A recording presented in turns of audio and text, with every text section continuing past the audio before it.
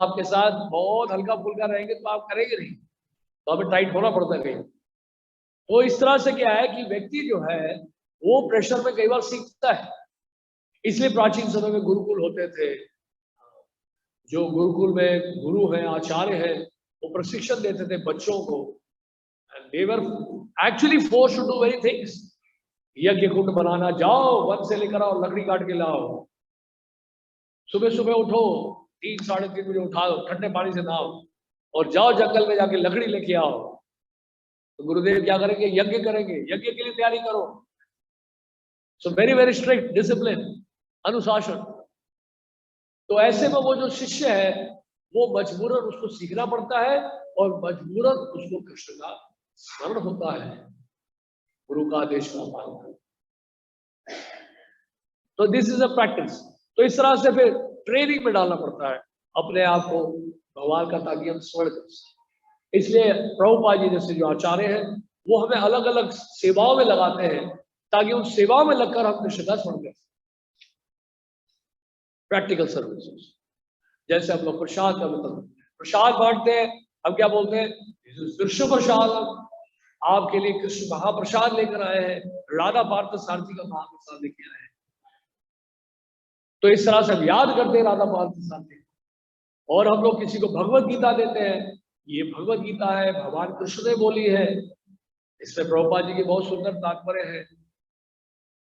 आप समझ रहे हैं? तो क्या है कि उस एक्टिविटी के द्वारा क्या होता है, हमारा जो कॉन्शियसनेस है वो क्या होता है? अपग्रेड होता है, कॉन्शियसनेस इवॉल्व होता है उस कारण से, उस एक्टिविटी को करने से। तो इस तरह से बुक डिस्ट्रीब्यूशन करते हैं, या फंड रेजिंग करते हैं, या टेम्पल कंस्ट्रक्शन करते हैं। जैसे हमारे महाराज है, एक से बढ़कर एक मंदिर बनाए जा रहे हैं। तो ये इसमें टेंशन नहीं है, बहुत टेंशन है महाराज को, बहुत चिंता है लेकिन इस चिंता इज 100% स्पिरिचुअल, मटेरियल नहीं है। It may look like material, but वो क्योंकि कृष्ण के लिए कर रहे हैं वो स्पिरिचुअल है कि नहीं? वो चिंता रहती है खालसा का टेम्पल कब पूरा होगा, रोहिणी का टेम्पल बन रहा है, कोरोना आ गया है, कंस्ट्रक्शन स्लो डाउन हो गया, नहीं, बहुत सारी चिंता है और सारा प्रेशर है उनके ऊपर। उस प्रेशर से क्या हो रहा है, उनका अटैचमेंट बढ़ता जा रहा है। इस attachment is increasing increasing increasing. तो कहने का मतलब यह है कि हम लोग जो है अपने आप को इस तरह से एंगेज करें कि हमारा कॉन्शियसनेस जो है वो डेवलप। इसलिए कृष्ण कॉन्शियसनेस में इजी गोइंग लाइफ जो है वो आपको स्पिरिचुअली बहुत आगे नहीं ले जाए, बहुत लंबा नहीं लेके जाए। We have to take some risk, थोड़ा सा खतरा उठाना। उस रिस्क को अगर उठाएंगे, उस रिस्क में, उस सिचुएशन में हम कृष्ण का स्मरण करने में मजबूर हो। ऐसे कई बार भक्त लोग जाते हैं ग्रंथों का, सुबह निकल जाते हैं और देखते हैं कि दोपहर तक एक भी पुस्तक नहीं ली किसी ने, सब मना कर रहे हैं। Everybody is refusing, nobody is purchasing, कोई नहीं आपसे खरीद रहा है, सब मना कर रहे हैं, नो नो नो, कई लोग गालियां दे रहे हैं।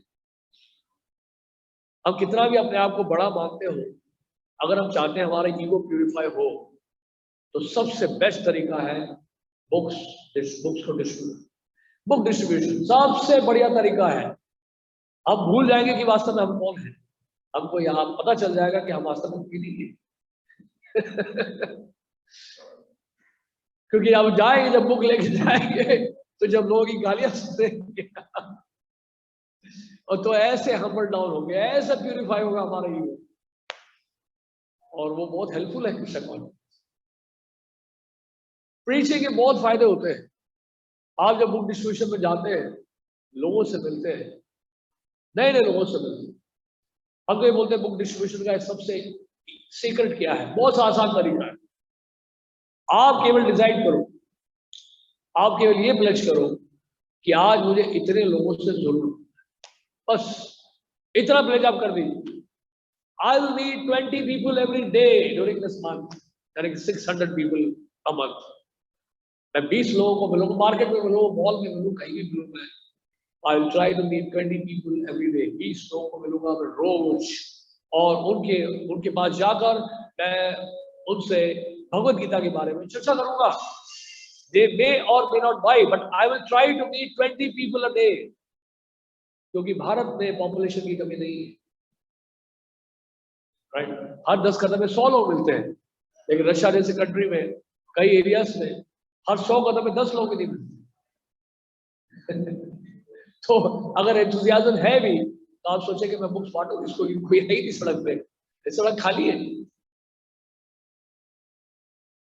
तो इसलिए हम लोगों को जो है ऐसा सिचुएशन क्रिएट करना है, बुक डिस्ट्रीब्यूशन के द्वारा हम लोग जो है एक्सेलेंट कर सकते हैं अपने कृष्णा कॉन्शियसनेस। प्रभुपाद जी राधा दामोदर मंदिर में थे वृंदावन, और बहुत ऑस्टियर कंडीशन में रहते थे अमेरिका जाने से। आपने देखा राधा दामोदर मंदिर में वो रूम जो है प्रभुपाद जी का, छोटा सा कमरा है, और उस कमरे में प्रभुपाद रहा करते थे, और वहां पे रहकर प्रभुपाद जी ने श्रीमद् भागवतम का अनुवाद करना शुरू किया था फर्स्ट कैंटो। दिल्ली में जो कॉफी होम है कनॉट प्लेस, वहां जब बैक टू गॉड मैगजीन बांट रहे थे, प्रभुपाद खुद डिस्ट्रीब्यूट करते थे, तो एक आम आदमी ने बोला कि स्वामी जी आप ये पत्रिका बांट रहे हैं, आप पुस्तकें क्यों नहीं लिखते? पत्रिका कोई पढ़ेगा फिर डस्टबिन में फेंक दे, आप बुक्स लिखिए, बुक्स लोग संभाल के रखें। तो प्रभुपाद ने फिर श्रीमद् भागवतम का अनुवाद, एक मेन कारण था। तो लेकिन जहां प्रभुपाद जी रह रहे थे रूम में, फर्श बहुत खराब, एक छोटी सी बल्ब जलती है, और 1960 का पंखा है उधर, आप देख लीजिए कमरे में अभी भी है। बहुत ऑस्टियर कंडीशन है, गर्मी में बड़ी भयानक गर्मी उस कमरे में पड़ती है, और ठंड में बड़ी भयानक ठंड उसमें होती है। दरवाजा अगर बंद भी है तो नीचे से हवा आती है, और प्रभुपाद जी के पास कोई पलंग नहीं, कोई बेड नहीं, प्रभुपाद जी नीचे सोते थे, एक प्लेन चटाई होती थी, चादर बिछा कर सोते। प्रभुपाद जी के गुरु भाई आए थे, प्रभुपाद जी गुरु भाई ने कहा कि महाराज आप नीचे क्यों लेटते हैं, पलंग बिछा लीजिए, गद्दा बिछा लीजिए, please don't sleep on the floor, it's very cold, बहुत ठंड है। जानते प्रभुपाद ने क्या आंसर दिया? आप हैरान हो जाएंगे। प्रभुपाद ने कहा I am saving money to print books, to publish books, मैं धन बचा रहा हूँ पुस्तकें छापने के लिए, ये धन मैं अपने ऊपर नहीं खर्चा करता। सोच के देखिए आप, क्योंकि मेरे गुरु महाराज ने कहा 1935 में, प्रभुपाद जी को उनके गुरु महाराज ने कहा था, श्रील भक्ति सिद्धांत सरस्वती ठाकुर ने 1935 में राधाकुंड में कहा था, अगर आपको धन मिले तो पुस्तकें छापना, if you ever get money please print books. तो उन्होंने कहा कि मेरे पास धन जो होता है मैं यही चाहता हूँ उससे पुस्तकें छापना है, उसीलिए मैं धन बचा रहा हूं। तो देखिए उनका क्या कॉन्शियस था प्रभुपाद, और ये प्रभुपाद जी ने इतने ऑस्टियर कंडीशंस में जो है इस बुक को ट्रांसलेट किया है, हम उसका अंदाजा नहीं लगा सकते। प्रभुपाद जी अमेरिका में थे, उनकी टाइपराइटर की चोरी हो गई थी, और बाद में उनके जो अमेरिकन स्टूडेंट्स है उनके लिए डिक्टाफोन लेके आए, और डिक्टाफोन में प्रभुपाद जी डिक्टाफोन में रिकॉर्डिंग करते थे। कैसे? सामने श्रीमद् भागवतम की कमेंट्रीज होती थी, श्री जी गोस्वामी विश्वनाथ चकित ठाकुर श्रीधर स्वामी की कमेंट्रीज और बहुत सारी टीकाएं, प्रभुपाद जी उसको देखते थे और फिर इंग्लिश में ट्रांसलेट करते थे, और उन परपोर्ट्स में, तात्पर्य में प्रभुपाद अगले 10,000 सालों के लिए कंटेंट दे रहे थे। ये जो तात्पर्य है, आज से अगर 10,000 साल के बाद भी अगले 10,000 वर्ष तक कोई भी पढ़ेगा, उसको पढ़कर उसको लगेगा ये तात्पर्य आज भी लागू होता है। ये प्रभुपाद जी का कॉन्ट्रीब्यूशन, एक तो उसमें आचार्यों की कमेंट्री है, और दूसरा क्या है, प्रभुपाद वर्तमान परिस्थिति के अनुसार तो तात्पर्य को सुन। ये प्रभुपाद जी के बुक्स की विशेषता है। तो प्रभुपाद जो इस प्रकार उन्होंने बहुत कष्ट उठाए बुक्स को लिखने के लिए और उसको ट्रांसलेट करने के लिए, और प्रभुपाद चैलेंजेस देते थे, चुनौतियां देते थे प्रभुपाद अपने डिसाइपल्स को इस बुक्स को पब्लिश करने के लिए। जैसे चैतन्य चरितामृत जो देख रहे हैं ना, ये बुक है चैतन्य चरितामृत, अभी ये 9 वॉल्यूम्स में अवेलेबल है। इसमें 11,555 से अधिक लगभग श्लोक है, और इसको श्रील प्रभुपाद ने ट्रांसलेट किया विद इन 18 months। और प्रभुपाद जी के पास केवल एक सेवा नहीं थी कि ट्रांसलेशन करना था, he had to run a worldwide organization। पूरे विश्व की यात्रा भी करते थे, और पूरे विश्व की यात्रा साल में लगभग 2-3 बार करते थे Prabhupada, world wide travelling at least 2-3 times। और उसके अलावा उनके 5000 से अधिक शिष्य भी थे। And he established more than 180 temples, gurukuls, farm communities, and he translated more than 28,000 pages of Vedic literature। 22,000 pages translate किए प्रभुपाद जी ने। 18 महीने के अंदर चैतन्य चरितामृत का अनुवाद कर दिया इंग्लिश में। अब देखिए प्रभुपाद जी मॉर्निंग वॉक में जा रहे हैं और के शिष्य साथ में जा रहे हैं। प्रभुपाद कह रहे हैं कि चैतन्य चरितामृत, उन्होंने कहा कि प्रभुपाद हम पब्लिश कर देंगे। प्रभुपाद ने कहा हाँ हम ऐसा कर सकते हैं प्रभुपाद, हम लोग एक महीने में, हर एक महीने 2 वॉल्यूम्स हम पब्लिश करके आपको दें, जो कि बहुत एक्चुअली वो भी बहुत मुश्किल है। एक महीने में 2 बुक्स निकालना, इट्स नॉट इजी जॉब। अभी हमारे महाबल प्रभु है, वो कैलेंडर मैंने कहा पूछा क्यों नहीं आया, वो कह रहे हैं कि अगला एक हफ्ता और लगेगा, उसकी प्रूफ रीडिंग नहीं है अभी तक, वो ऑलरेडी 1 हफ्ता पहले दिया था, तो अभी 1 हफ्ता और लगे। तो एक कैलेंडर छापने के लिए लग जाता है कई बार 15-15 दिन। और प्रभुपाद के डिसाइपल्स कह रहे हैं हम बुक्स दे देंगे, आप 2 वॉल्यूम्स चैतन्य चरितामृत के हम दे देंगे, एक महीने में 2 वॉल्यूम। प्रभुपाद ने कहा no, I want 17 volumes in 2 months। संभव है? सुनने में संभव लग रहा है। वो कह रहे हैं we will give Prabhupada, we will publish 2 volumes in 1 month। Prabhupada ने कहा no, I want 17 volumes in 2 months। उन्होंने कहा कि प्रभुपाद रामेश्वर सुने थे, उन्होंने कहा कि Prabhupada this is impossible. Prabhupada ने अपना केन नीचे ऐसे हिट किया और बोला, प्रभुपाद ने impossible is the word in the fools dictionary. तो उसके बाद उन्होंने कहा ठीक है, मतलब प्रभुपाद चाहते हैं सो विल डू दैट। और 20-20 घंटे लग के, खुद लग के, डिवोटी से लगकर within 2 months they published 17 volumes of Chaitanya। Can you believe? तो ये भी कारण था प्रभुपाद जी अमेरिका क्यों गए थे। प्रभुपाद जी कहते हैं you Indians can not work like westerners. वो जिस तरह से मेहनत करते हैं आज आप देखिए, प्रभुपाद जी का आर्काइव्स देखिए, प्रभुपाद जी की ऑडियो वीडियो रिकॉर्डिंग देखिए, क्या उन्होंने प्रिजर्व करके रखा है, क्या उसका एडिटिंग करके रखा है, क्या संभाल के रखा है। एक चीज बहुत मेहनत लगती है उसमें। प्रभुपाद के लेक्चर से उन्होंने collected lectures from Shrimad Bhagavatam, from next door devotion, सब बुक फॉर्म में लिया है। Morning walk conversation, room conversation, और करीब 40 वॉल्यूम्स में है वो बुक्स, वो सारा वो जो है बुक फॉर्म में है। ये सब डिसाइपल ने किया है, तो ये सब American disciple. So they work very very hard. तो प्रभुपाद ने देखा ये हार्ड वर्किंग पीपल है, अब इनके हार्ड वर्क के द्वारा I will be able to bring the message and I will be able to distribute the books throughout the whole world। और ये जो डिसाइपल्स है प्रभुपाद जी के, so hard working. Prabhupada ji के कहने पर बुक डिस्ट्रीब्यूशन शुरू हुआ। अमेरिका में गैस स्टेशन से शुरू हुआ। वहां हम लोग गए थे और केशव प्रभु थे वहां के उस समय प्रेसिडेंट। तो उन्होंने बताया कि गैस स्टेशन जब गए, यानी पेट्रोल पंप जब गए, वहां पर गैस से भरा गया तो उसको गैस के पेट्रोल के पैसे देने के लिए पेट्रोल के लिए पैसा नहीं था। तो उन्होंने कहा कि ठीक है हम एक काम करते हैं, will try to sell Krishna book, और उससे जो आएगा देन इसका पेमेंट करते हैं। और कृष्णा बुक दिया तो हो गया पेमेंट। उसने कहा कि कृष्णा बुक के बदले आप कृष्णा बुक ले लीजिए, but we don't have money. So he took that book, Krishna book उसने ले लिया। तो जब वो टेम्पल पहुंचे और डिस्कशन हुआ टेम्पल प्रेसिडेंट के साथ, उन्होंने कहा ये तो बहुत अच्छा है, प्रभुपाद को जाके बताएंगे, इसके बाद people are interested to get these books. और ये प्रभुपाद हम गए थे आज पेट्रोल पंप पे और वहां उन्होंने कृष्णा बुक ले लिया हमसे।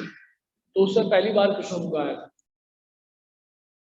प्रभुपाद चिंता कर रहे थे गोडाउन पे पड़े हुए बुक्स निकालेंगे कैसे, कौन खरीदेगा। तो प्रभुपाद ने कहा अच्छा लोग तैयार होते हैं बुक्स लेने के लिए, so let us go outside and distribute books. तो इस तरह से जो है इस कॉर्नर बुक डिस्ट्रीब्यूशन, ये जो कृष्णा बुक है प्रभुपाद जी ने जो प्रिंट करवाया था, उसके लिए जॉर्ज हैरिसन ने $19,000 दिए थे। और उन दिनों क्या कि अमेरिका में जो प्रिंटिंग बड़ा एक्सपेंसिव था, और प्रभुपाद ने सोचा कि जापान में प्रिंटिंग का कॉस्ट कम है तो वहां से प्रिंट कराएंगे। डाई निपन कंपनी थी जापान में, तो प्रभुपाद ने कहा मैं जाता हूँ खुद और मैं जाके बात करूंगा ताकि जो है और थोड़ा डिस्काउंट मिल जाए। तो प्रभुपाद जापान गए और वहाँ जो जापानीज कंपनी थी डाई निपन की कंपनी, उनके मैनेजर से मिले और वो लोग इतने कन्विंस हो गए, प्रभुपाद ने जो भी बोला वो सम्मान। और जब वो वापस आए अमेरिका, उनके डिसाइपल से ब्रह्मानंद स्वामी, उन्होंने कहा कि प्रभुपाद आप जानते हैं आपके जाने के बाद कुछ जापानीज मैनेजर्स ने क्या बोला उस कंपनी के। उन्होंने कहा कि हमारे इतिहास में, इस कंपनी की हिस्ट्री में आज तक हमने कभी इतना बड़ा डिस्काउंट दिया ही नहीं किसी को, और आपकी वो आए थे स्वामी, उनके सामने तो कुछ बोल ही नहीं पाए। तो इस तरह से प्रभुपाद जी प्योरिटी थी ये, और प्रभुपाद जी जो है वो कृष्णा बुक प्रिंट करवाया, और तो ये कृष्णा बुक जो है बहुत पॉपुलर हुआ है। तो इस तरह से प्रभुपाद की बुक जो है वो डिस्ट्रीब्यूशन शुरू हुआ इस्कॉन में। और उस समय उन दिनों लॉस एंजल्स एयरपोर्ट में प्रभुपाद के डिसाइपल जाते थे बुक डिस्ट्रीब्यूशन के लिए। जैसे हमने बताया कि वो जितना मेहनत करते हैं हम लोग कर नहीं सकते। So they would leave at 7:30 in the morning, 7:30 बजे सुबह जाते थे, मैराथन के टाइम की बात। They would get up at 2:30 सुबह। They would complete the round 16 round before Mangal Aarti, और उसके बाद 6:30 बजे उनका क्लास होता था, 7:30 बजे they used to leave and whole day they will be out in the airport. तो उस एयरपोर्ट में परमिशन था, अभी बंद हो गया, लॉस एंजल्स एयरपोर्ट में अलाउ नहीं कर रहे सिक्योरिटी रीजन से। तो वो सुबह 7:30 बजे जाके रात को टेम्पल वापस आते थे 10:30-11। That was the schedule. एक बार रामेश्वर स्वामी बता रहे हैं उनका एक्सपीरियंस लीलामृत में है। वो बता रहे हैं कि एक इस बार पहले शुरुआत में क्या हुआ, ये मैराथन जो है पूरे महीने का नहीं होता, उस समय ये क्रिसमस मैराथन के नाम से शुरू हुआ, और ये पहले 3 दिन का था, तो उसके बाद 1 हफ्ते का हुआ, फिर 1 महीने का हुआ। तो ये जब शुरुआत हुआ तो सब लोग निकल गए थे बाहर, ऐसे सुबह निकल गए, और रात को लगभग जब 11 बज गए, क्रिसमस के दिन क्या है अमेरिका में रात नहीं होती है, पूरा रात एक्टिव होता है, सारे मॉल्स एक्टिव होते हैं, सारे लोग जागे होते हैं, मॉल्स में शॉपिंग कर रहे होते हैं, क्योंकि वो टाइम उनका एंटरटेनमेंट का होता है। तो उस समय बुक डिस्ट्रीब्यूशन जो है वो हाइट पे था, भक्तों को जाने का, वापस जाने का मन नहीं कर रहा था, पीक पे था, क्योंकि मैक्सिमम क्राउड जो है रात को। अब रामेश्वर स्वामी ने सोचा 11 बज गए रात, अब मुझे वापस जाना चाहिए, सब लोग ऑलरेडी आके सो चुके होंगे, I think I am very very late. तो जब रामेश्वर स्वामी जब मंदिर पहुंचे, उन्होंने देखा मंदिर में कोई भी नहीं आया, वो पहले एंट्री किए, कोई भी नहीं आया, और कोई 12 बजे आ रहा है, कोई 1 बजे आ रहा है। सो दैट वाज दी, क्या कहते हैं, एक जुनून होता है ना, एक स्पिरिट, फायर था उस समय। और रामेश्वर स्वामी बताते हैं उस दिन उन्होंने क्रिसमस के दिन he distributed 650 back to God magazines एक दिन में। हम कंसीव भी नहीं कर सकते, 650 भगवत दर्शन पत्रिका एक दिन में। ये वर्ल्ड रिकॉर्ड है, अभी भी वर्ल्ड रिकॉर्ड है, आज तक ये रिकॉर्ड टूटा नहीं है। So this was the Prabhupada ji से बुक डिस्ट्रीब्यूशन बहुत एनकरेज कर रहे थे। और लॉस एंजल्स टेम्पल में प्रभुपाद जी के टाइम में देयर वर 17 संकीर्तन पार्टीज, यानी कि 17 बसेस थे जो बुक डिस्ट्रीब्यूशन के लिए जाया करते। शिकागो टेम्पल में 4 बसेस थी, और लगभग 150 से ऊपर डिवोटी जाते थे बुक डिस्ट्रीब्यूशन। अमेरिका में पूरा जो है बुक से भर गया। उसमें एक बार क्या हुआ कि एक शॉपिंग मॉल में एक लेडी गई, तो वहां पे कुछ डिवोटीज बुक्स दिए, तो उसको भगवत गीता भी थी, उसमें ईशोपनिषद भी था, और वो लेकर घर आ गई। उसमें बहुत सुंदर चित्र था भगवान विष्णु का, ईशोपनिषद, बहुत अच्छा लगा उनको, फोटोग्राफ, इसलिए उन्होंने बुक ले ली, और उन्होंने आके दिखाया, अपने हस्बैंड को दिखाया। हस्बैंड ने कहा बहुत अच्छा है ये पेंटिंग, बहुत सुंदर पिक्चर है ये तो, वेरी नाइस पेंटिंग, बहुत नाइस, वेरी नाइस पिक्चर। ये अगर पिक्चर, ये फोटो इतना अच्छा होगा तो बुक कितनी बढ़िया होगी। पहले ये किताब मैं पढ़ लूं तो क्या हस्बैंड ने कहा हाँ हाँ पढ़ लीजिए, बस हो गया चमत्कार। और उसके बाद उन्होंने जो है ईशोपनिषद पढ़ा, ईश्वर उपनिषद पढ़ के ऐसा चमत्कार हुआ। उन्होंने कहा कि मुझे अपने जीवन का लक्ष्य मिल गया है। और उसके बाद स्टार्टेड गोइंग टू टेंपल, और बाद में उन्होंने टेंपल ज्वाइन भी किया था, शायद बाल्टीमोर टेंपल ज्वाइन किया था, और 8 साल उन्होंने बुक डिस्ट्रीब्यूशन भी किया था। और कुछ सालों के बाद, इतने साल बुक डिस्ट्रीब्यूशन करने के बाद, ही केम टू इंडिया, अमेरिका से इंडिया, वृंदावन धाम। और वृंदावन धाम में आकर उन्होंने क्या शुरू किया? कीर्तन, अखंड कीर्तन। उसका नाम क्या है? Shripad minor. That's why he became devotee by reading Ishopanishad. इस समय भक्ति चारू स्वामी महाराज जो उस समय जर्मनी में थे, उनको नेक्टर ऑफ डिवोशन मिला। नेक्टर ऑफ डिवोशन पढ़कर जर्मनी से कैलकाटा आ गए। वैसे ओरिजिनली बंगाली फैमिली से, बंगाली कैलकाटा के साउथ से बहुत एलीट क्लास फैमिली के थे, बंगाली थे। And he had gone to Germany for further studies, वहाँ जॉब वॉब के लिए। लेकिन उन्होंने जब नेक्टर ऑफ डिवोशन पढ़ा प्रभुपाद जी का, उनका तो हृदय पिघल गया। एंड ही केम बैक, और कैलकाटा आए, फिर कैलकाटा से मायापुर आए, ये जानने के लिए ये जो फोटोआचार्य है इस्कॉन के, हमें पता चला है कि मायापुर में अभी, और प्रभुपाद से मिलने के लिए कैलकाटा से मायापुर। आप हैरान हो जाओगे, प्रभुपाद से मिलकर ये चमत्कार हुआ। 3 महीने के अंदर प्रभुपाद जी ने उनको हरिनाम और ब्राह्मण दीक्षा और संन्यास दे दी। Within 3 months 3 महीना। हम यहाँ पे ट्रेनिंग जब शुरू करते हैं, नए जो डिवोटीज आने वाले हैं, तो 1 साल का ट्रेनिंग होता है मिनिमम, और यहाँ 3 महीने में महाराज को दंड पकड़ा के प्रभुपाद देते हैं। तो ये मतलब एक एग्जाम्पल दे रहा हूँ मैं। उस तरह से क्रॉस मैदान बॉम्बे, वहां भी पंडाल प्रोग्राम था। प्रभुपाद जी जब अमेरिका से वापस आए थे तो हर सिटी में प्रभुपाद पंडाल प्रोग्राम कर रहे थे। बॉम्बे में, दिल्ली में, सूरत में, कानपुर में, जयपुर में, कैलकाटा में, सब जगह प्रभुपाद कर रहे हैं। और हर जगह बहुत भीड़ आ रही थी देखने के लिए कि अमेरिकन, प्रभुपाद कहते हैं these are my dancing white elephants, dancing white elephants.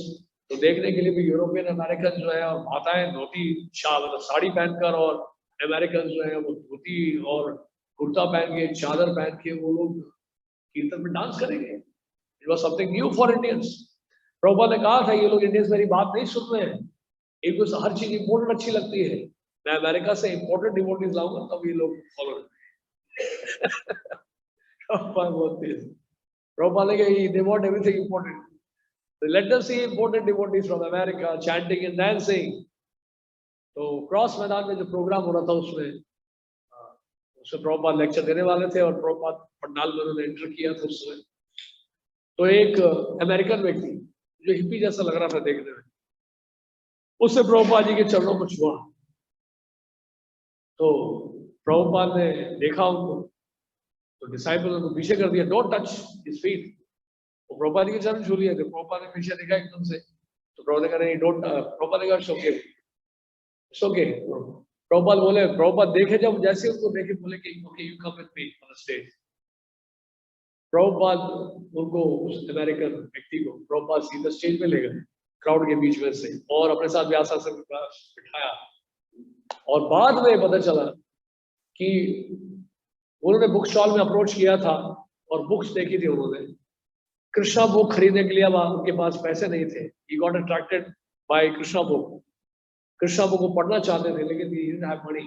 और प्रभुपाद का इंस्ट्रक्शन था never give my books free। वो कृष्णा बुक जो है वो बोले you have to pay। तो वो सोचने लगे, और उन्होंने बताया कि प्रभुपाद इन्होंने आपकी इस कृष्णा बुक को खरीदने के लिए लिटरली बैग, इन्होंने लोगों से भीख मांगा कृष्णा बुक खरीदने के लिए, आपकी कृष्णा बुक खरीदने के लिए। तो प्रभुपाद बहुत खुश हुए, और उसके बाद वो चले गए फिर वहां से, उनका कोई वीजा का काम था बॉम्बे में। और वैसे वो बहुत पहले के आए हुए थे, पहले तो ब्रज में रह रहे थे, बरसाना में कई जगह रहे, और उसके बाद फिर हिमालय में गए, कई जगह पूरे भारतवर्ष में यात्रा की थी। अमेरिका से आने के बाद, अमेरिका से यहाँ पर आने के बाद, और उसके बाद फिर हिमालय में वापस चले बुक लेकर।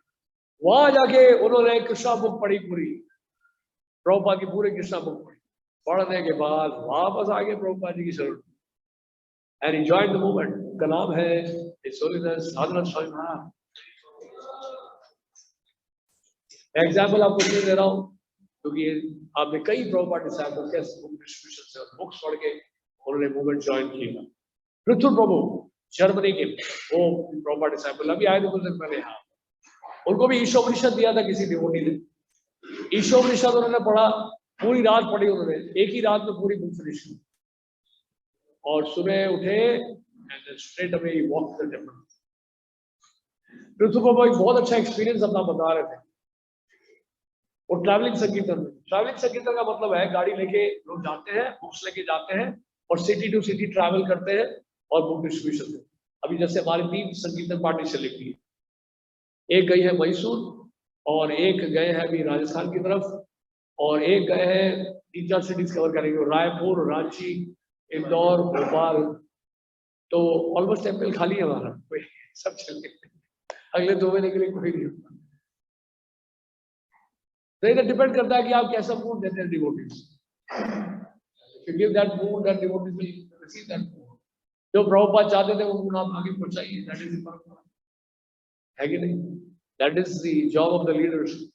कि प्रभुपाद जो चाहते थे हम उसी मूड को आगे ट्रांसफर करें। तो पहले तो हमें बहुत लेक्चर देने पड़ते थे, आज लेक्चर स्टार्ट करने से पहले निकल गए सब, गुरु महाराज का आशीर्वाद नहीं। तो अब क्या बता रहे, हाँ, तो फिर वो ट्रैवलिंग संकीर्तन में थे और भक्त जा रहे थे गाड़ी लेके जर्मनी में। उस समय दिसंबर का महीना, बर्फ पड़ रही थी, और गाड़ी जब टर्न की एक जगह पे तो वो स्किड कर गई, गाड़ी पलट गई चारों टायरों पर, और आज एक्सीडेंट, हेवी एक्सीडेंट हुआ है, और ठंड के मौसम में क्या हुआ होगा इनका। चारों तरफ से लोग आने लगे, भाग भाग घरों से आने लगे, भाग कर आने लगे घरों से, और एम्बुलेंस भी आ गया, पुलिस वाले भी आ गए, सब आ गए। क्या हो गया, और पब्लिक आ गई वहां पर। नहीं तो कोई निकल ही नहीं रहा था, सब घर में बैठे हुए, ठंड है ना, वो बाहर निकलेगा, अंदर फर्स्ट क्लास हीटर है, हीटिंग सिस्टम है, आ जाएगा, तो बाहर बर्फ में कौन जाएगा। तो यही है ना, वहां पे इतनी ठंड पड़ती है, वेदर कंडीशन इतने खराब होते हैं। मॉस्को में जैसे -10 डिग्री सेल्सियस है अभी दिसंबर में, न्यूयॉर्क में ऐसी बर्फ पड़ती रहती है। आप बुक डिस्ट्रीब्यूशन के लिए जाओगे भी तो इतने लोग होते नहीं है बुक्स में। तो ऐसे में फिर क्या हुआ, गाड़ी जब स्किड की, गाड़ी पलट गई, तो लोग आए, गाड़ी को सीधा करने लगे। अब इन भक्तों का एंथुसियाज्म देखिए, कृष्ण ने इनकी रक्षा की, किसी को कुछ नहीं हुआ, और गाड़ी में उल्टा लेटे हुए, और जैसे वो गाड़ी सीधी हो रही थी, और उनका उत्साह इतना था कि बुक डिस्ट्रीब्यूशन के मूड में थे, वो बुक दिखाना शुरू कर दिया। This is Bhagavad Gita, this is a book on yoga and meditation, please we are trying to give this books to everyone, please have it, this is a book on yoga meditation, this is Bhagavad Gita। ऐसे करके वो लोग बोलना शुरू कर दिए। Public देख रही है, ये हो क्या रहा है, ये एक्सीडेंट हुआ है, ये क्या है, और ये लोग बुक्स देना चाह रहे हैं, व्हाट इज दिस। और एम्बुलेंस लेके जो आए थे उन्होंने कहा कि आपको चोट तो नहीं लगी, थोड़ा स्क्रैच आया है, अदरवाइज कुछ नहीं, ठाकुर जी ने बचा लिया हमको। और जानते पब्लिक जो है कंपैशनेट हो गई, और उनका हार्ट भी बेल्ट करने लगा, उनको लगा कमाल के लोग हैं, ये एक्सीडेंट हुआ है और ये बुक्स लेना चाह रहे हैं, तो okay let's by the books. तो सारी की सारी बुक्स निकली, जितने भी लेके आए थे सब, एम्बुलेंस वालों ने, पुलिस वालों ने, और जो पब्लिक थी वो सब ने उनसे बुक्स ली। Magic, Srila Prabhupada magic. इसलिए भगवान कहते हैं ना, भाव च विचारेण भक्ति योगेन सेवते सगुणा समतीतान ब्रह्म भूयाय कल्पते। तो ब्रह्मभूत स्थिति में कैसे पहुंचते हैं, इस तरह से पहुंचते हैं जब आप कृष्ण की सेवा में लगे रहेंगे हमेशा, not Fehling in any circumstance. तो क्या होता है, सगुणा समतीते, तो प्रकृति के गुणों को पार करना है। ट्रांसेंडेंटल प्लेटफॉर्म, स्पिरिचुअल प्लेटफॉर्म है, उनको डर ही नहीं है उनके शरीर के साथ क्या हुआ, उनके कॉन्शियस में वही चल रहा है, बुक डिस्ट्रीब्यूशन, संकीर्तन। प्रभुपाद से एक बार पूछा था कि प्रभुपाद तो माया का बहुत प्रभाव है, how we will distribute books, maya so strong. Prabhupada ने कहा when you are in sankirtan maya can not touch you. तो संकीर्तन का पावरफुल है। तो इस प्रकार वो सारी बुक्स निकल गई। अब उसके बाद पृथ्वी को ने एक बात बताई प्रभुपाद जी। प्रभुपाद से कहा कि प्रभुपाद एक जर्मन फिलोसोफर है, जर्मनी से 600 किलोमीटर दूर रहते हैं, और वो चाह रहे हैं, क्या चाह रहे हैं, वो कोरोना में है पिछले कोरोना नहीं सॉरी मैं कोरोना बोल रहा हूँ, पिछले 6 महीने में, तो 1970s की कहानी है, उसमें कोरोना का 1970s में वो कोमा में है। मैं कोमा बोलने वाला कोरोना निकल गया, कोई दिमाग में घुसा हुआ है, वैसे कोई कोरोना नहीं कोमा 6 महीने से कोमा में है। मैं उनको आपकी भगवत गीता देना चाहता हूँ। This is compassion, this is mercy, भक्तों की कृपा है, भक्तों की करुणा है। एक कोमा में लेटा हुआ व्यक्ति 6 महीने से, उसको वो प्रभुपाद जी गीता देने जा रहे हैं। Prabhupada ji okay go head. वो निकले और उनके घर पहुंचे। घर में उनकी वाइफ थी। वाइफ ने कहा ऊपर है फर्स्ट फ्लोर में, लेकिन वो बहुत बीमार है, पिछले 6 महीने से नहीं उठ रहे हैं, उनकी आंखें नहीं खुल रही, he is in deep coma. आप ऊपर जाके करेंगे, वो आपसे बात नहीं कर पाएंगे, आपसे मिल नहीं पाएंगे। उन्होंने कहा नो प्रॉब्लम, मैं उनके हाथ में सिर्फ ये बुक है। ओके ओके, ऊपर गए और उन्होंने जो है जाकर दोनों हाथ पकड़े, जर्मन फिलोसोफर जो था उसके हाथ पकड़कर श्रील प्रभुपाद जी की भगवत गीता उनके हाथ में थमा दी। और जैसे ही हाथ में थमाया, जानते क्या हुआ, क्या हो जाता, बोले आंखें खुल गई और बोलने लग गए I know this book, I know this book, this is Bhagavad Gita, this is Bhagavad Gita. 6 महीने से जो कोमा में लेटा था, प्रभुपाद जी की गीता को टच करते ही बोलना शुरू। क्योंकि कई बार लोग बोलते हैं ये सब पहले होता था, 500 साल पहले सारंग ठाकुर नाम के महापुरुष के बहुत बड़े भक्त थे। तो सारंग ठाकुर जो है गोपीनाथ जी की सेवा करते थे, और वो थोड़े वृद्ध हो गए थे, और महाप्रभु रोज आते थे, उस इलाके से गुजरते थे, संकीर्तन करते हुए महाप्रभु कहते थे, बोलते थे आप जो है अपने लिए एक शिष्य क्यों नहीं बनाते, सेवा कैसे करेंगे आप, वृद्ध हो रहे हैं आप। नहीं मैं शिष्य नहीं बुलाऊंगा, नहीं आप बुलाइए शिष्य। और बहुत बार बुलाओ उन्होंने, कहा ये निभाई ये गौर सी बार बार मुझे बोल रहे शिष्य बनाने के लिए, क्या करूं। ठीक है, उन्होंने कहा अगर आपकी आज्ञा है, कल सुबह सूर्य उदय होते ही, जब सूर्य उदय होने से पहले जब मैं गंगा जी के तट पर जाता हूँ, गंगा में स्नान करने जाता हूँ, जिस किसी व्यक्ति को देखूंगा पहले पहले मैं उसको दीक्षा दूंगा। वहां पहुंचे, गंगा जी के तट पर देखा एक डेड बॉडी गंगा जी में फ्लोट कर, इसको कैसे दीक्षा दूंगा।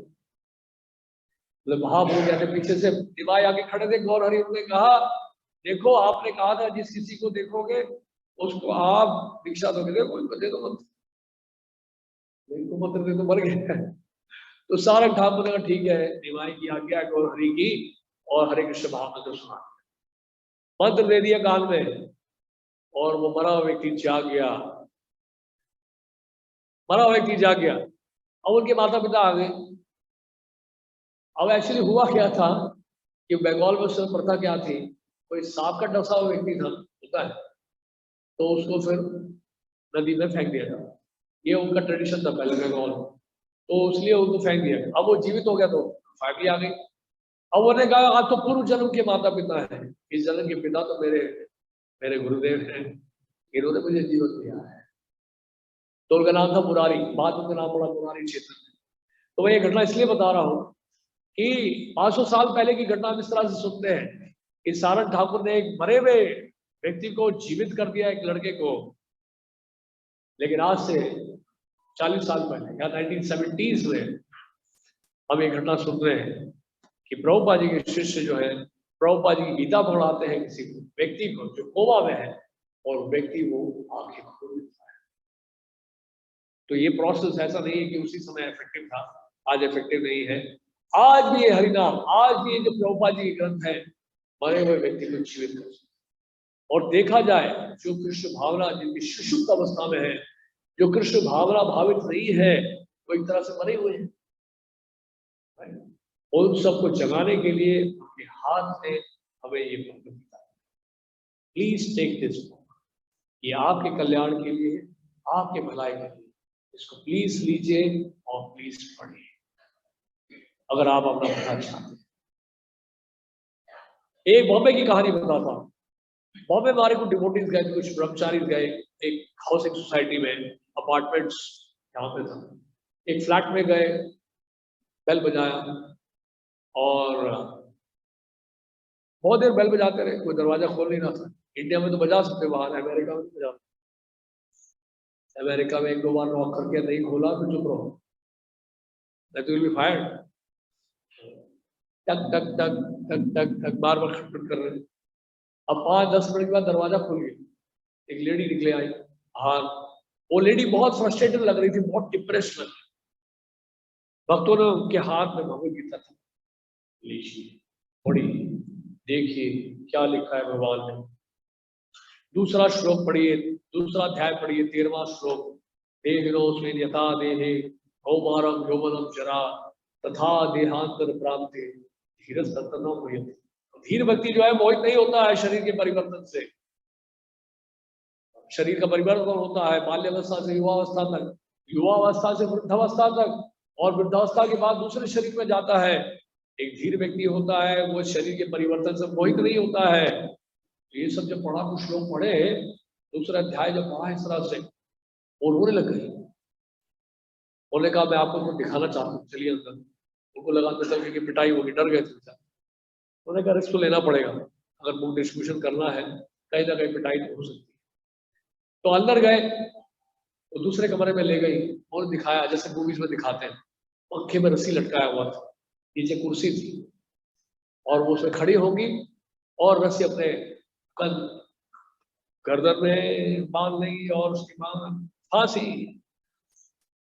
आत्महत्या करने का प्लान था मेरा, वो लेडी ने कहा, लेकिन आपने जैसे मुझे भगवत गीता मेरे हाथ में पकड़ाई और ये आपने दूसरे अध्याय के श्लोक उससे पढ़वाए, मेरा मन बदल गया। मैंने अब आत्महत्या करने का विचार। सोच के देखिए, प्रभुपाद जी के गीता का चला, और वो माता है, वो झूठे पल में आती है, 16 माला करती है। सोच के देखिए आप, मतलब उन भक्तों के जाने से एक व्यक्ति, यानी कि वो जो आत्महत्या करने वाले थे, उनका जीवन, उनके जीवन की रक्षा, शी बिकेम डिवोटी। सबसे बड़ी बात यह है। और अगर आत्महत्या कर ली होती तो भूत बनना पड़ता, फिर कितना हैवी रिएक्शन। तो इसलिए क्या है, प्रभुपाद की बुक्स जो है सोसाइटी, पूरे मानव समाज की रक्षा करता है प्रभुपाद जी की बुक्स। और हमारे पास योजना होनी चाहिए, प्लान होना चाहिए। देखिए क्या है हमारा प्रॉब्लम, क्या है, हम लोग बोलते हैं बुक डिस्ट्रीब्यूशन करते हैं, कोई रिजल्ट नहीं आ रहा, उसके जिम्मेदार हम लोग खुद, राइट। लेकिन 2 चीजें हमें करनी है। एक तो या तो एक फ्लायर बनाइए जिसमें basic principles of Krishna consciousness का बेसिक फिलॉसफी हो। दूसरा क्या है, मेरे पास एक कॉन्टैक्ट कार्ड होना चाहिए, किसी भी नए व्यक्ति से मिलते हैं उसका पूरा कॉन्टैक्ट, आपको बता रहा हूँ क्या करना है, उसका पूरा डिटेल है। और हमारे पास एक कॉल सेंटर होना चाहिए, कुछ डिवोटी जिम्मेदारी ले, जो बैकग्राउंड में ऑफिस से काम करें। जितने नए लोग आपको मिलेंगे उन सब नए लोगों का डेटा यहाँ स्टोर किया, और उन सब नए लोगों को जनवरी में नए साल के उपलक्ष्य में आप टेम्पल में एक फेस्टिवल करें, हरे कृष्णा उत्सव, उन सबको बुलाइए। जिनको आपने भगवत गीता दी, जिन्होंने भगवत गीता ली और जिन्होंने नहीं भी ली, उन सबको कॉल करिए। फॉलो, सेल्स फॉलो बहुत जरूरी। आपने किताबें दी, आप फॉलो नहीं कर रहे हैं कि आपने पढ़ी कि नहीं पढ़ी, आप टेम्पल कब आएंगे, आपसे मिले थे वहां पर खान मार्केट में, आप प्लीज आइएगा, दर्शन करिए राधा पार्थ जी का। और बहुत बढ़िया फेस्टिवल हम लोग सेलिब्रेट कर रहे हैं। तो इस तरह से हम लोग करेंगे कुछ, हम लोग टेंजिबल और क्या कहते हैं रिजल्ट ओरिएंटेड बुक डिस्ट्रीब्यूशन करें, तो आप देखेंगे बहुत लोग जुड़ जाएंगे आपके साथ। क्योंकि जैसे हमने बताया शुरू में हम केवल इतना ही प्लेज अगर कर ले कि I will try to meet 20 people every day, रोज 20 लोगों से मिलने के लिए प्रयास करूंगा या करूँ, तो कितने लोग जो है कनेक्ट हो रहे हैं आपसे। दे मे और मे नॉट बाय बुक्स, वो सेकेंडरी है, आपका एफर्ट तो है, आपने अपना एफर्ट तो डाला ना।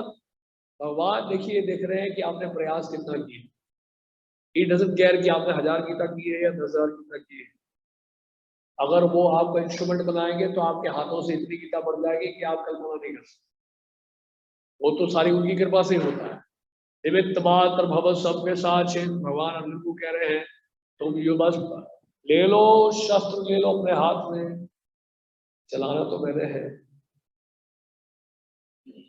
तो कहने का मतलब है निमित्त मात्र अगर हम बन जाए और केवल प्रयास करें कि हमें इतने लोगों से मिलना है, आज इतने लोगों से मैं भगवत गीता की बात करनी है, उस प्रयास को देखकर ही कृष्ण पसंद। और ये जो प्रचार का कार्य है, this is the highest welfare work. उसी दामोदर लीला की मैं बात करूं। दामोदर लीला में हुआ क्या था, माता यशोदा ने कृष्ण को बांध दिया था उक्कल से, ठीक है।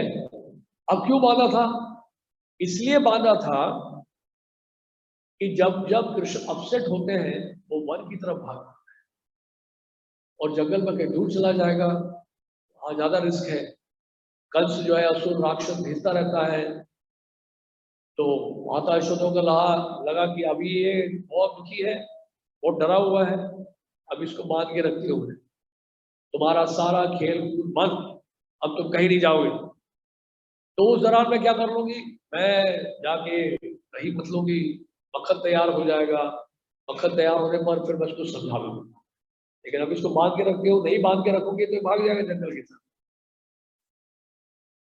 तो इस प्रकार माता यशोदा ने इस वजह से बांधा था, ठीक है। अब माता यशोदा चले गए, वो खड़े हुए अकेले। अब उन्होंने सोचा कि क्या करूं, देखा अर्जुन वृक्षों को, 2 अर्जुन वृक्ष थे, बड़े बड़े वृक्ष थे, ट्विन यमला अर्जुन ट्रीज। नारद जी ने शाप दिया था ना नलकुमार मणिगिरी को स्वर्गलोक में, वो दोनों वृक्ष के रूप में वहां खड़े थे। वहां कितने सालों से, 100 दिव्य वर्षों से, 36,000 साल से नंद महाराज के कोर्टयार्ड में खड़े, शाप दिया नारद जी ने। और वो पश्चाताप कर रहे हैं, वृक्षों के रूप में वहां खड़े। उनका उद्धार कौन करेगी, नारद जी ने। नारद जी से क्षमा याचना की थी उन्होंने, तो नारद जी का ठीक है, द्वापर युग में भगवान कृष्ण स्वयं आपका उद्धार कर।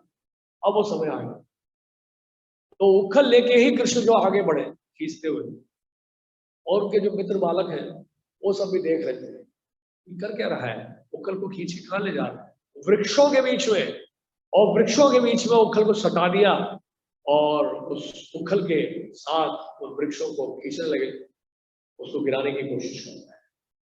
और उसी समय में कृष्ण ने और वृक्षों को गिरा दिया। बहुत जोर से आवाज आई, धड़ाम सी आवाज, और जब आवाज आई तो मित्र लोग भागे, नंद महाराज भी आए, दौड़े दौड़े, उन्हें क्या हो गया, इतनी जोर सी आवाज क्यों आई, पेड़ गिर गए, इतने बड़े पेड़ कैसे गिरे। तो उन्होंने पूरी घटना बताई सखाओ ने।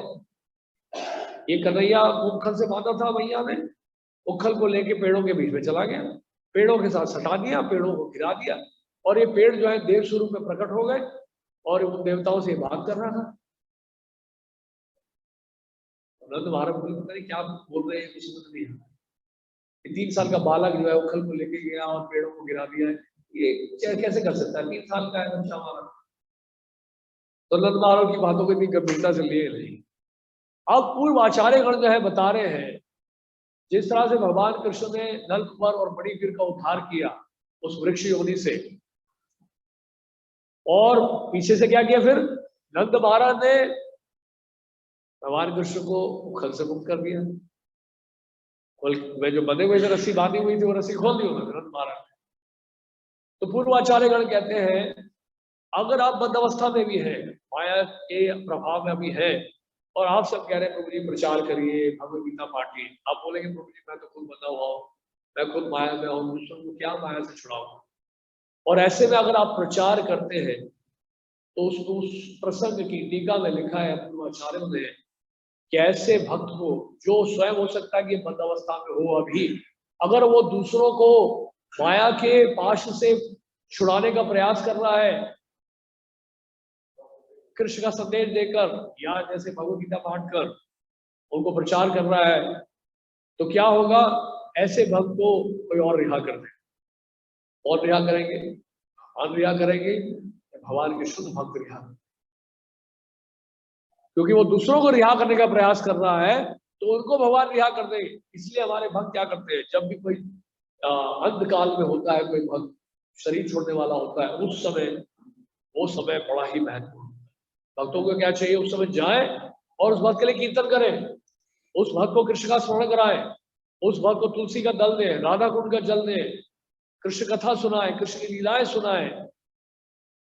और ऐसा करने पर क्या होगा, क्योंकि आपने जो है सहायता की उस भक्त की कृष्ण का स्मरण कराने के लिए, आप कृष्ण जो है कृतज्ञ हो जाते हैं, सोचते हैं कि इसने मेरे भक्त को मेरा स्मरण कराया, मेरी जिम्मेदारी बनती है कि मैं भी इस अंत काल में अपना स्मरण करूं। इस तरह से क्या होता है, भगवान जो ऐसे भक्त को भी मुक्त कर देते हैं जो उस भक्त को कृष्ण कथा सुनाने गया था अंत समय में। तो ये लाभ होता है प्रचार का।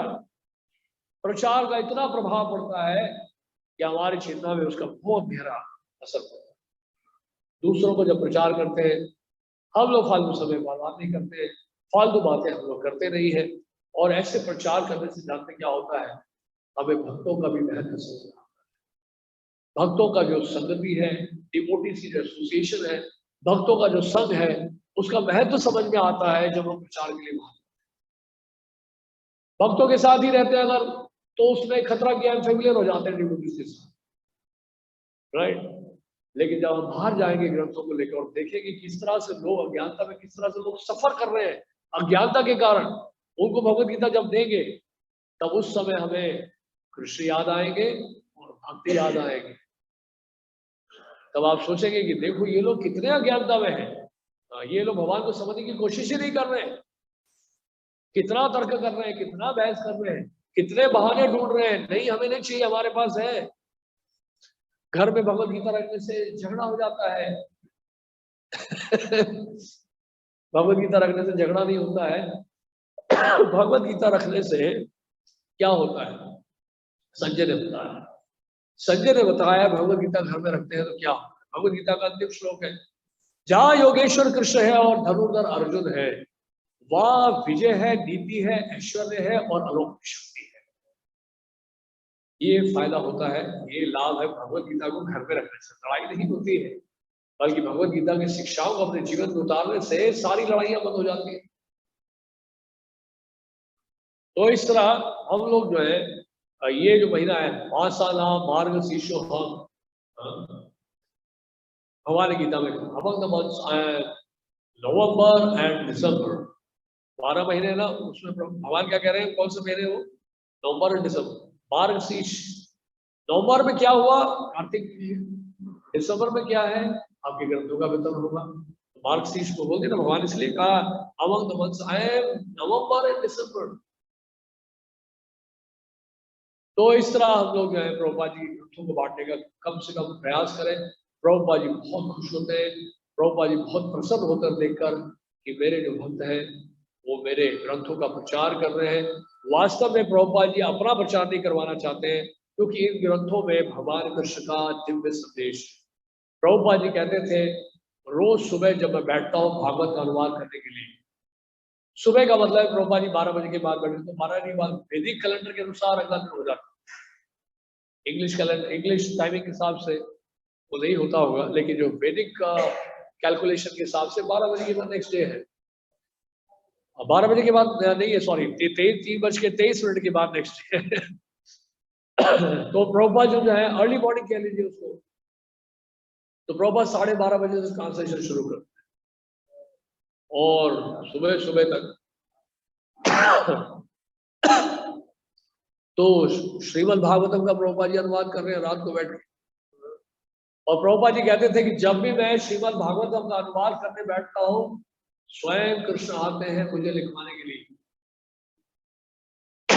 Krishna personally comes and dictates me to write these books. Prabhupada. Every morning when I sit to translate Srimad Bhagavatam, Krishna personally comes and he dictates to write these books. तो क्या एक घटना बताता जिसमें एक आया था, रिपोर्टर आया था, उससे बोला प्रभुपाद जी को कि बाइबल में मोसेस थे और वो जो मोसेस था वो पहाड़ों की तरफ गया, and he got the message, he got 10 commandments. Old testament में 10 कमांडमेंट्स हैं। ओल्ड का जो टेस्टमेंट है बाइबल का उसमें 10 कमांडमेंट्स है। तो इस तरह से मोसेस को मिला भगवान की प्रेरणा से, he got the 10 commandments। तो इसी तरह क्या आपको भगवान से प्रेरणा मिली और इस वजह से आपने जो ये किताबें लिखी।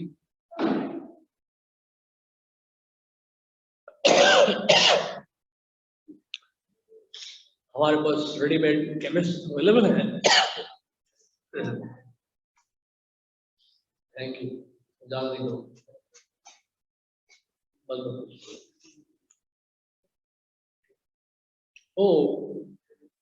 हाँ, तो मैं क्या बता रहा हूँ। फिर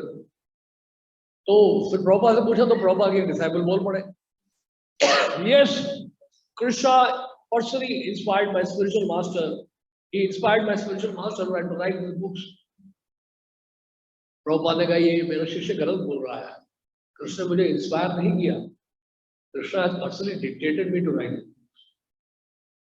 भगवान कृष्ण ने प्रेरित नहीं किया मुझे ग्रंथ लिखने के लिए, वो डिक्टेट करते गए, वो लिखवाते गए और मैं लिखता गया। जैसे कि श्रीपाद बलदेव विद्याभूषण जाओ वेदांत सूत्र के ऊपर श्री गोविंद भाष्य लिख रहे थे, तो वो बहुत परेशान थे, बहुत चिंतित थे। उन्होंने कहा कि 1 महीने का समय दीजिए, वेदांत सूत्र के ऊपर टीका चाहते हैं आप। तो 1 महीने के समय में कैसे वेदांत सूत्र पर टीका देंगे? 500 से अधिक सूत्र है और लिखना पड़ेगा हाथ से। वो चिंता में पड़ गए। राधा गोविंद जी से उन्होंने प्रार्थना की। गोविंद जी साक्षात आए, रात को सपने में आके बोलते हैं, चिंता मत करो बलदेव, तुम लिखते जाओ, मैं लिखवाता जाऊं। गोविंद जी कह रहे हैं रात को सपने में आके, एकदम जागरूक है। अब बहुत आसान हो गया उनके लिए और गोविंद जी लिखवाते गए और श्रीपाद बलदेव विद्याभूषण वेदांत सूत्र के ऊपर भाष्य लिखे। इसलिए उन्होंने वेदांत सूत्र की जो टीका उसका नाम क्या दिया? श्री गोविंद भाष्य। इसी तरह से श्री कृष्णदास कविराज गोस्वामी कहते हैं ये चैतन्य चरितामृत जो है मैंने नहीं लिखा है, साक्षात मदन मोहन लिखवाते गए और मैं लिखा। तो शुद्ध भक्त जो होते हैं भगवान के, भगवान कृष्ण स्वयं उनकी सहायता करते हैं, ये ग्रंथों को लिखे। प्रभुपाद से बोलते हैं मैंने ये किताब नहीं लिखी है, actually Krishna has written these books. तो ये बुक्स बड़ी पावरफुल है, इसलिए सबसे पहले तो हमें स्वयं किताबों को पढ़ना होगा और पढ़ने के बाद फिर हम प्रयास करना चाहिए कि सब तक इन बुक्स को पहुंचाए। तो आप सबसे रिक्वेस्ट है प्लीज आप सब पार्टिसिपेट करिए। बुक डिस्ट्रीब्यूशन मैराथन हमारा शुरू हो गया है और हम लोग इस साल प्रभुपाद जी का 125th बर्थ एनिवर्सरी भी बना रहे हैं और प्रभुपाद जी की प्रसन्नता के लिए हम चाह रहे हैं अधिक से अधिक ग्रंथों का वितरण करें। तो आप सब इसमें प्लीज पार्टिसिपेट करिए, प्रभुपाद जी को सब। हरे कृष्ण। प्रभुपाद की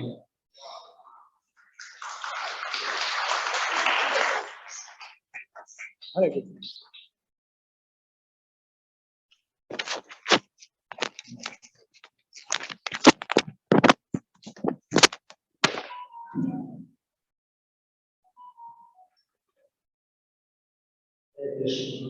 हम सभी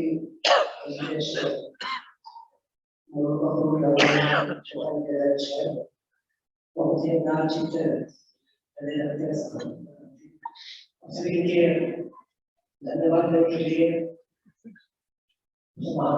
हरे कृष्णा कृष्णा कृष्णा